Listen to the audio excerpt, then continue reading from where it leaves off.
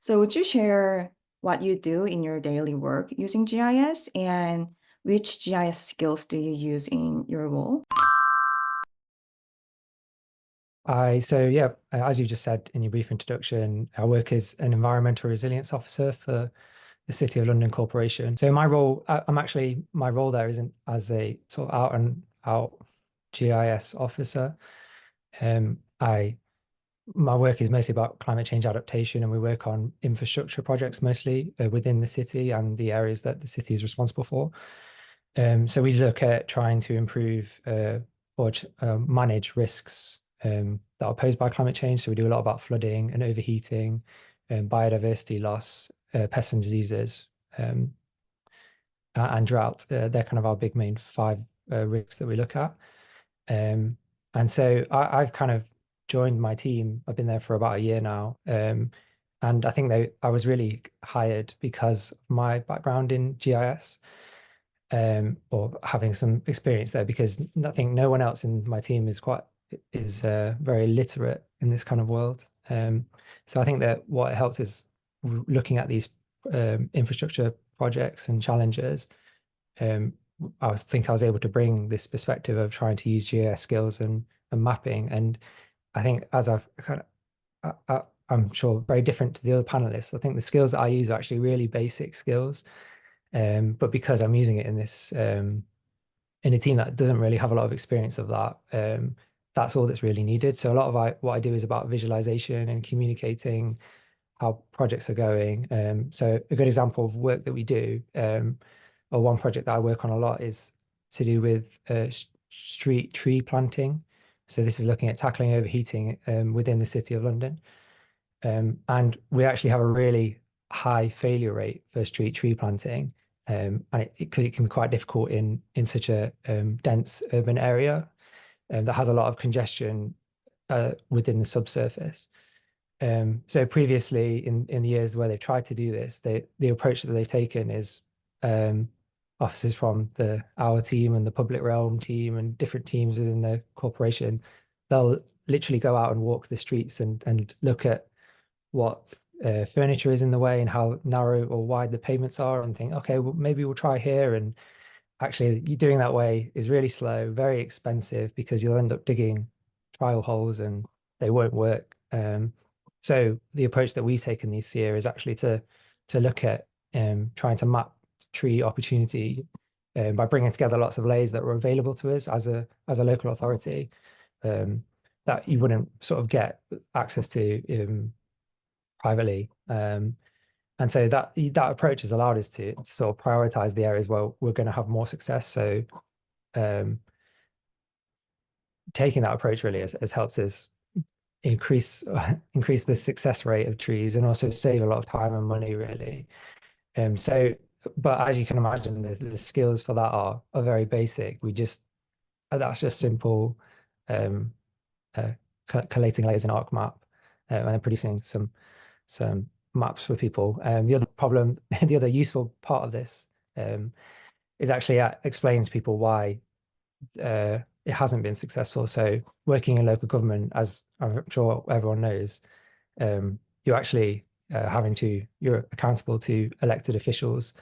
So people within their area of responsibility, they'll come to us and say, why aren't there trees on these streets here? Like, this is my residents, or the people I'm responsible for, they want trees here. Why aren't you doing it? And we can actually say to them, well, there's lots of reasons why, and here they are. And like, we can actually explain that and say there's utility cables under the ground there, or there's uh, in London, in the center of London, we have Roman wall. It's quite a unique thing to have, but we're able to map that and show people that these things are more challenging than would first appear. So that's why one example of how we've used GIS skills in this role, that isn't a traditionally GIS specific role, to kind of help improve how we work, really.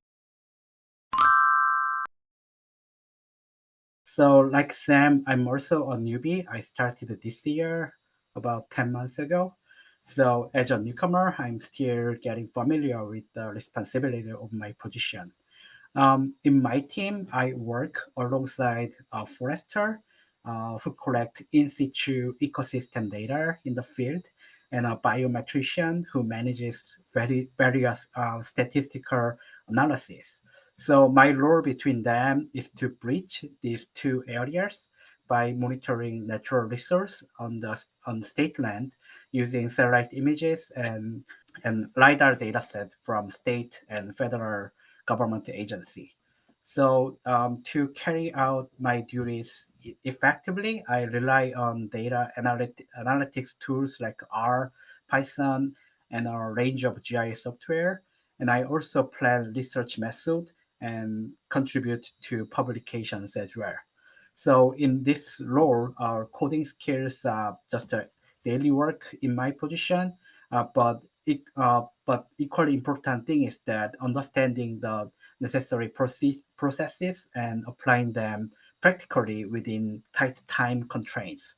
So I'm working on 4 or 5 projects in my daily work. So I participated multiple project. Some project I'm a PI, some project I'm a team member.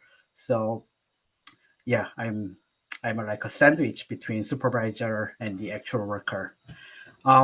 Recently, with the growing use of cloud computing, I'm also learning how to manage and analyze spatial data in our cloud environment.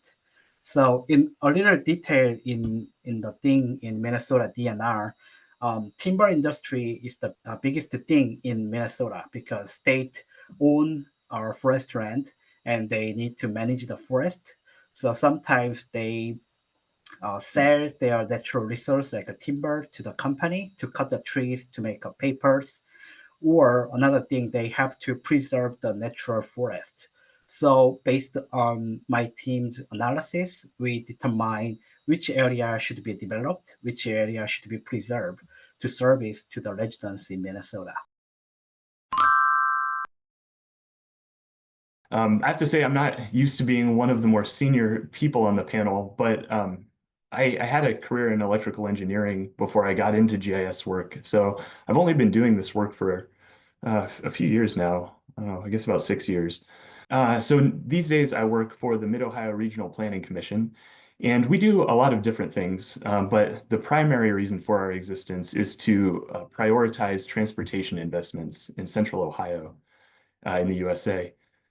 And this tends to be very data hungry. We try and do this in an objective way using data.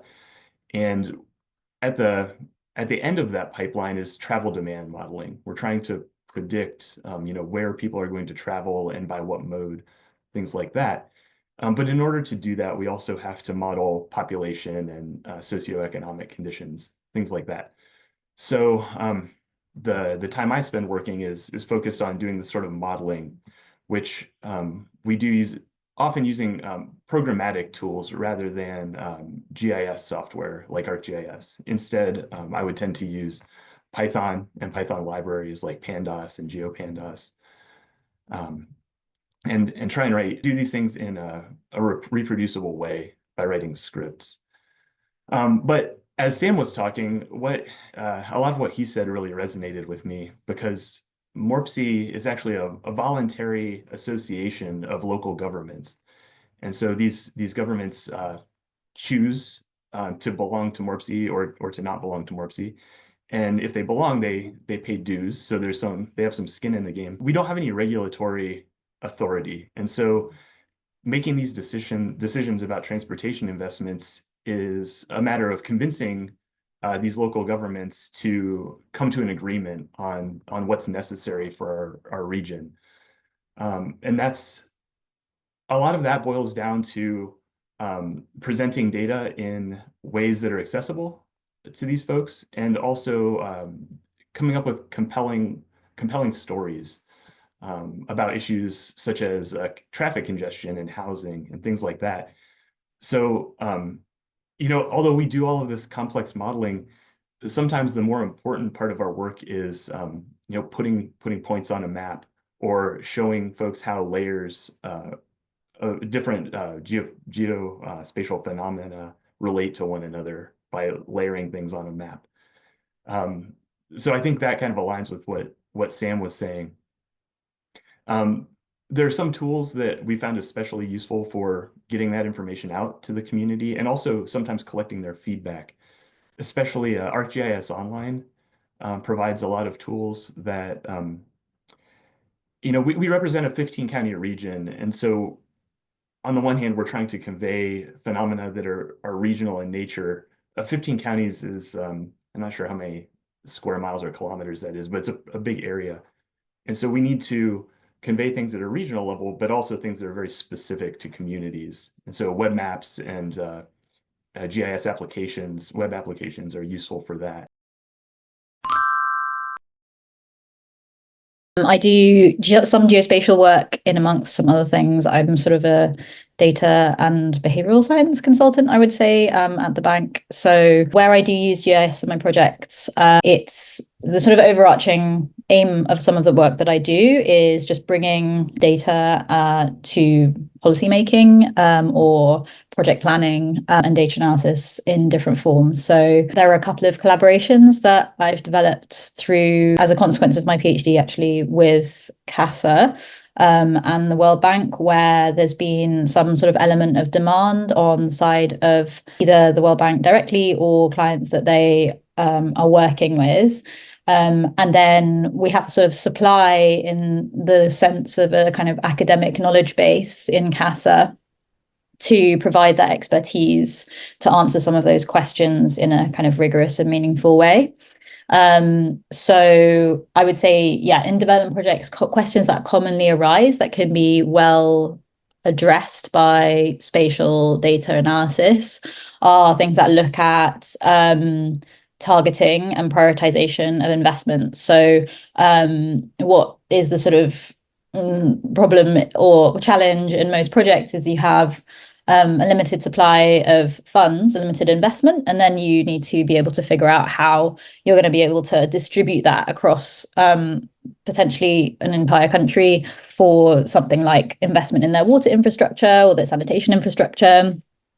And a couple of projects that I've worked on with CASA and the bank. One has been in Sri Lanka and another in Tanzania, which have looked at exactly that type of question. So, for example, how do you decide which rural water points in the country, out of around 250,000 plus in rural areas of which you have a record, which of those need to be rehabilitated, which of them should be targeted for rehabilitation on the basis of how much population they can reach, and what's the maximum impact they can have in terms of population coverage. Or you can also have a question around like a water resources type of question, which is how can you maximize the storage capability for either the population that lives directly around that area that is dependent on it for agricultural purposes, or considering something like groundwater recharge